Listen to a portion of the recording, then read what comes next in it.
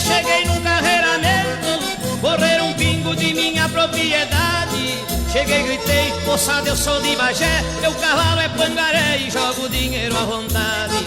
Extinguiu fala na grama beirando a cancha, quem é que topa a parada de um bagiense? O meu cavalo é corredor, barbaridade, parte a cancha na metade, não tem ninguém que me vença. Isto que não tem mesmo, companheiro. Saltou uns 20 e foi me topando a parada, eu fui jogando todo o dinheiro que tinha. Foi muito fácil, ganhei aquela carreira, forrei minha cartucheira, mas depois deu ladainha.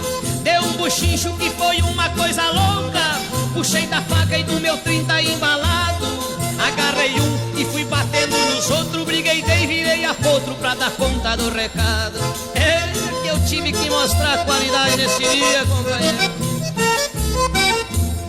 Lá por as tantas uma chinoca a meu favor pulou na briga, estou contigo, gauchinho. Meio apertado, perguntei ela quem é, eu também sou de Bagé e tu não vai brigar sozinho.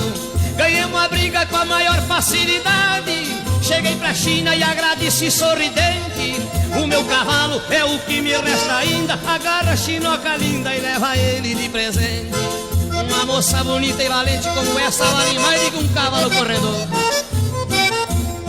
Me agradeceu e pegou a rédea do pingo, me disse assim, meu gaúcho, eu sou solteira.